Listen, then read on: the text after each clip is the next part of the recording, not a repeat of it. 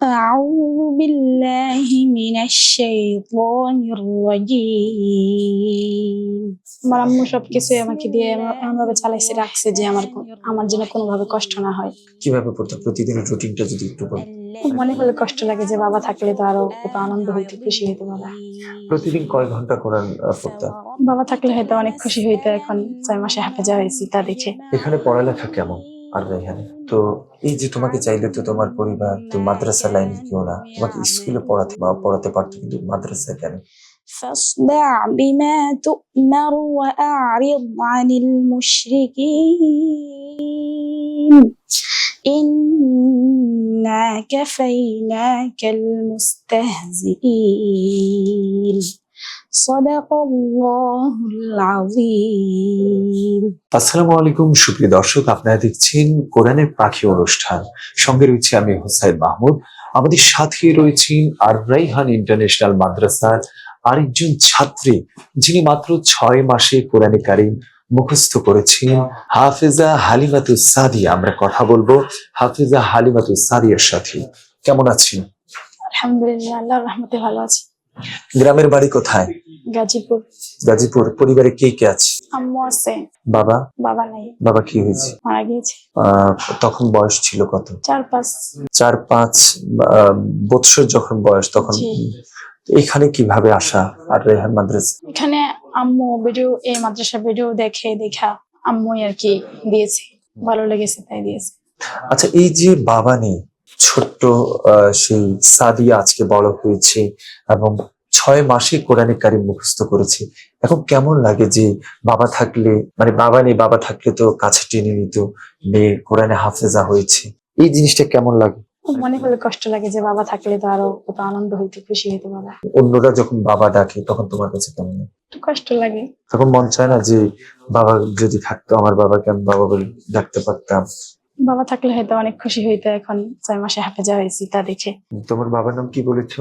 হাবিবুর রহমান। হাবিবুর রহমান। তো কিভাবে সম্ভব হয়েছে যে বাবা নেই, একটা কষ্ট ভিতরে, শুধুমাত্র মায়ের রয়েছে, তো পুরো দায়িত্ব কে নিয়েছে তোমার পড়ালেখার খরচ? আমার আম্মু।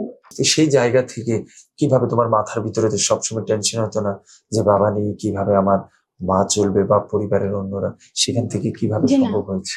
আমার আম্মু সবকিছু আমাকে দিয়ে এমন ভাবে চালাইছে রাখছে যে আমার যেন কোনোভাবে কষ্ট না হয়। মানে বাবা নেই যেন না বুঝতে পারে, এমন ভাবে চালিয়েছি। জি। মনে হচ্ছে মাই তোমার বাবা দায়িত্ব। জি।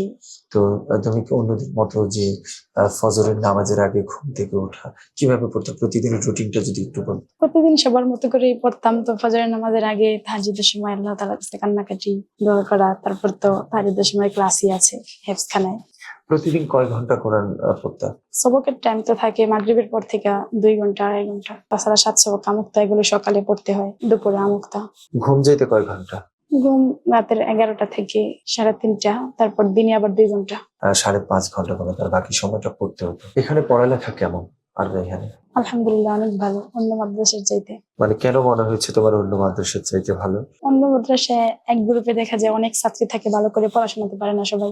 এখানে এক গ্রুপে সর্বোচ্চ 10-12 জন করে ছাত্রী দেওয়া হয়, যেন সবার দিকে উস্তাদ ভালো করে খেয়াল রাখতে পারে সবাই। একটু কোরআন তেলাওয়াত শোনাও আমাদের। أعوذ بالله من الشيطان الرجيم بسم الله الرحمن الرحيم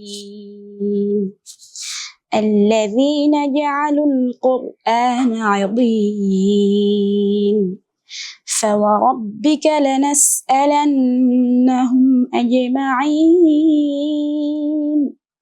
عما كانوا يعملون فاصدع بما تؤمر وأعرض عن المشركين إنا كفيناك المستهزئين صدق الله العظيم।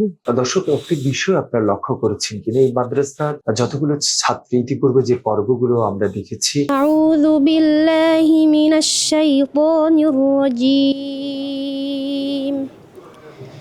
بسم الله الرحمن الرحيم সেখানে কিন্তু তারা বেশ চমৎকার কোরআনে কারিম তেলাওয়াত করেন, একদমই কিন্তু ব্যতিক্রম।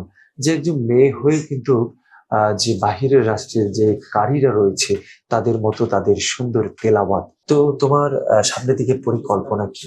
যে 6 মাসে হাফেজা হয়েছ, আলেম মাদ্রাসায় অন্য জামাত লাইনে পড়ো কিনা?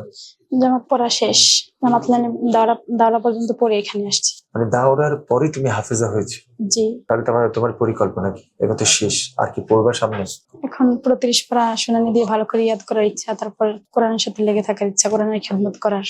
মানে নিজে মাদ্রাসা দিবা নাকি অন্য কোথাও? পরিকল্পনা কি? একটা প্রত্যেকটা মানুষের তো একটা পরিকল্পনা থাকে, তো তোমার পরিকল্পনাটা কি? যে কোনো ভাবে নিজে মাদ্রাসা দেওয়া হোক বা অন্যের মাদ্রাসায় খেদমত করে কোরআনের সাথে লেগে থাকার ইচ্ছা আর কি, মৃত্যু পর্যন্ত।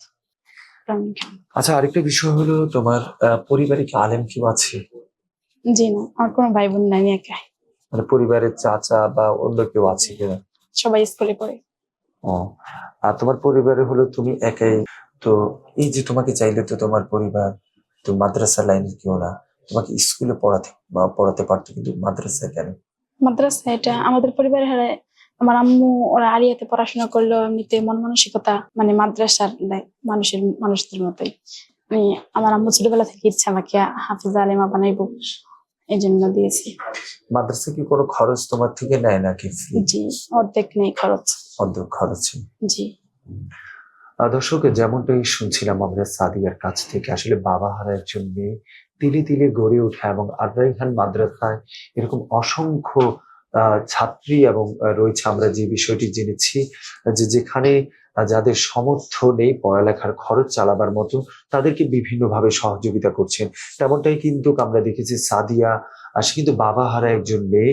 পুরো তিনি কিন্তু আলেমা হয়েছেন। আলেমা হওয়ার পরে যে একদম এই বয়সে এসেও কিন্তু সে কোরআন মুখস্থ করেছে 30 পারা, একদমই কিন্তু ব্যতিক্রম বিষয়।